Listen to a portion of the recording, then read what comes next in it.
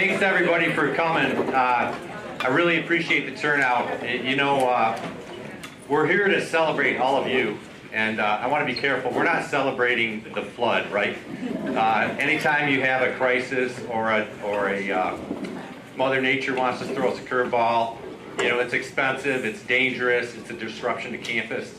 But to me, you know, one of the hallmarks of a really good organization is how do you respond to that? So what we're celebrating today is all the hard work that all of you did in responding to that flood. It was nothing short of fabulous, and we're trying to figure out, okay, who was all involved with the flood? And really, it was everybody, because whether you were directly on the front line, working on mitigation or taking care of things, or you were filling in for your coworker who was doing that, it was all part of Team IPF, and I'm just so proud of all of you for being part of that and the way we came through. And my boss, Satish Udpa, received a lot of favorable comments, and of course we served him and we served the university, and he thought it was very important that we also kind of celebrate this activity because you know, we spent enough time worrying about the problems and the issues and trying to get better, but sometimes you just got to stop and say, hey, we really knocked it out of the park. So I'd like to turn it over to Satish and give him a moment to just share a few words. Thank you, Dan.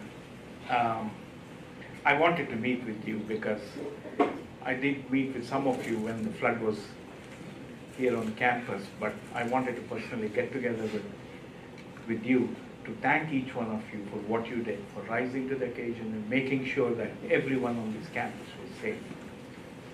When I came to this country 40 years ago, I was a very callow individual, unsure of myself.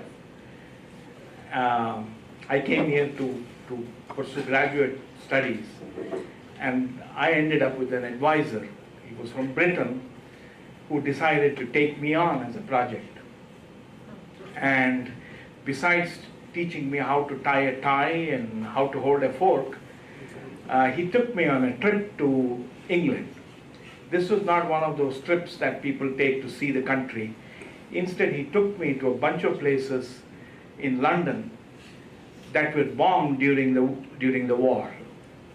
And these were churches that were bombed, schools that were bombed, and in England you have this dreary set of houses called council homes. All the council homes were bombed, and he wanted to show how people at that time rallied around the cause, made sure that everyone helped each other and kept everyone safe. The meeting that we had in this room on that Wednesday or Thursday, I don't remember, reminded me of that trip, because what we did that day was exactly that. We got together, we looked at the problem, we rallied around the cause and made sure that we got our act together and took care of the campus. And subsequently, when I saw the time-lapse video, when I looked out of the window and I saw the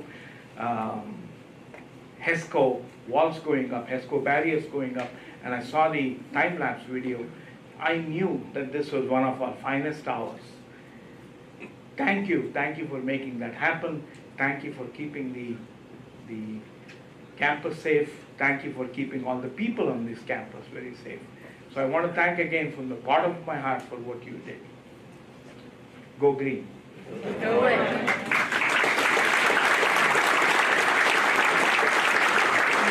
Thanks. I just had a couple other comments. Oh, you're good with that. And then I do want to give you an opportunity to ask Satish any question or myself any questions, but it's really not about that. So I just have a couple things, and then I hope you'll all stick around, because part of this is just enjoying each other's company and taking an hour off. I hope a lot of the landscape folks are here. Once again, where Mother Nature's challenging us, so we couldn't have had a nice sunny day for this. That just doesn't work out. You know, I mentioned this was a team effort, and I truly believe this. I think all of IPF came together, and actually the whole campus rallied around. But there's two individuals I wanted to mention. Unfortunately, they're not here today. But Scott Keyes and Scott Gardner were kind of the generals in the room over here who were really leading the effort, making sure we all pulled together, making sure that we were focused on what were the day's issue and the week's issues, and looking ahead to make sure that we were really understanding the potential impact and then making sure we took the right steps to mitigate that. So, you know, I'll make sure I see them, but I wanted to mention their names to all of you, that those two individuals really stepped up for all of us, and they really did something that was truly remarkable. I would have, had they been here, I would have thanked them for keeping me awake that night, so.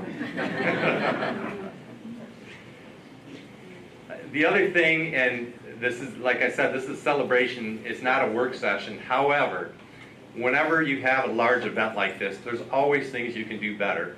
So I'm a firm believer that we at IPF perform at a very high level.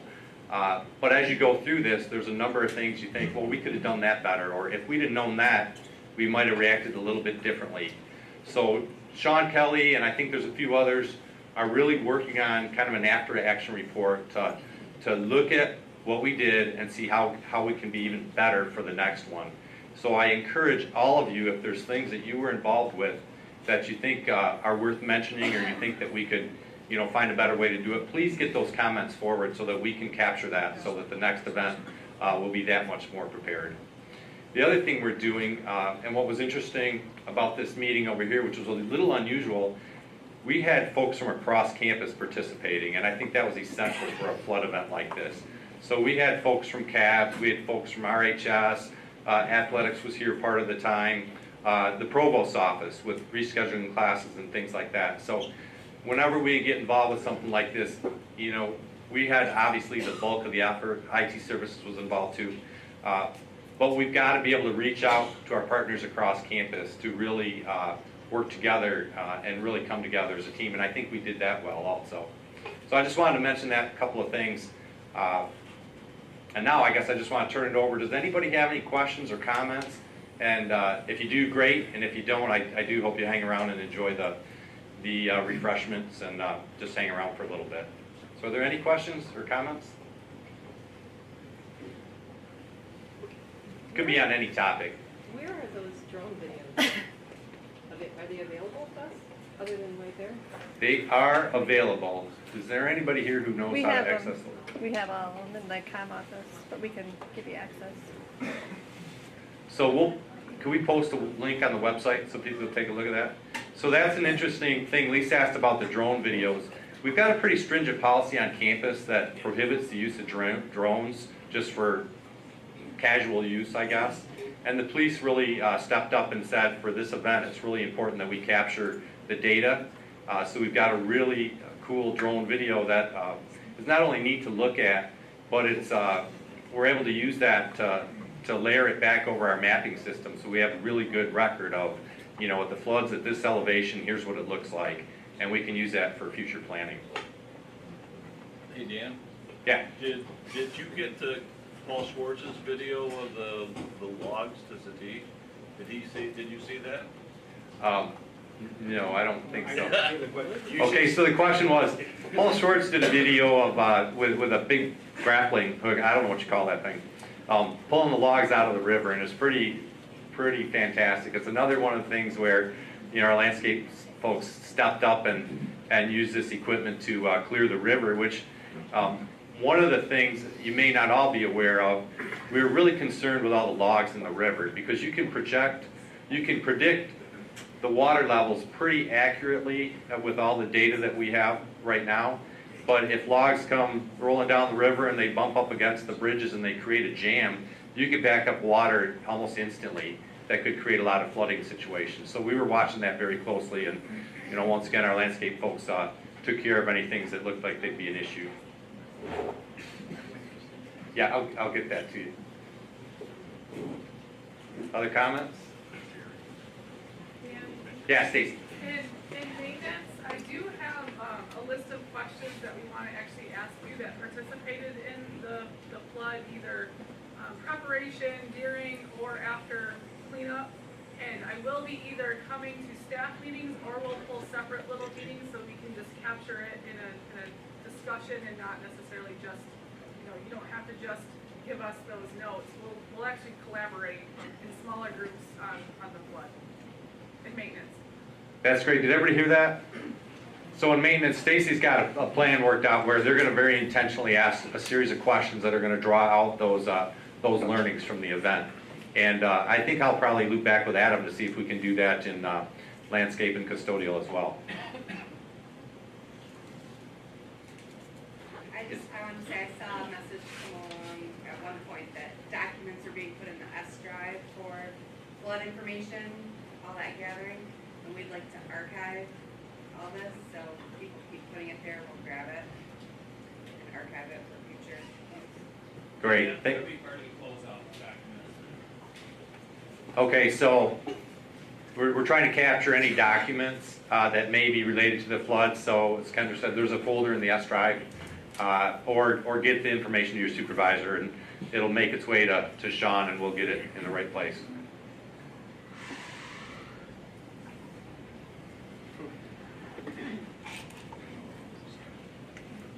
Yeah. I just wanted to say, I'm Tracy, for those of you who don't know me, from the communications staff, and my main contacts were Matt Fehrenbach and Matt Bailey, and I'm sure they're here somewhere, but I just wanted to publicly thank them because they were so readily available on the event throughout the entire week.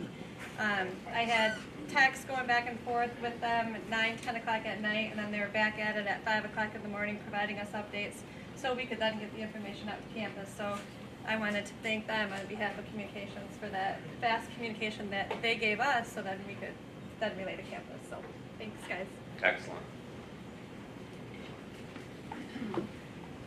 Yeah. You said something to our supervisor about when we get text from the police officers about a shooting on campus or whatever, and it goes over our phones. Mm-hmm. It might be a good idea, like when this flood was going on, nobody put anything out there on our phones, and mostly for students, faculty, staff, to let them know that you need to take a different route from this sidewalk or that sidewalk, and the information, and give them the information on a site that they can go to get that information, because a lot of the people, when they were walking, when they were working, they're like, well, we didn't know this was going on, and it would be more helpful because they would get that alert and be able to go to the site and say, if this is closed off, this is closed off, take another route. Mm-hmm. So I don't know if everybody heard that. I think that's an excellent comment. So the comment was, we try really hard to put out notices on email and things like that, but if we could take advantage of texting or even the police alerts, now there's some coordination with that because they're very controlled in how we use that. But I think there's a lot of ways where we can improve the communication and get instant communication to not only our folks that are doing the work, but to the campus community. So I like that comment. We'll explore that for sure for the next one.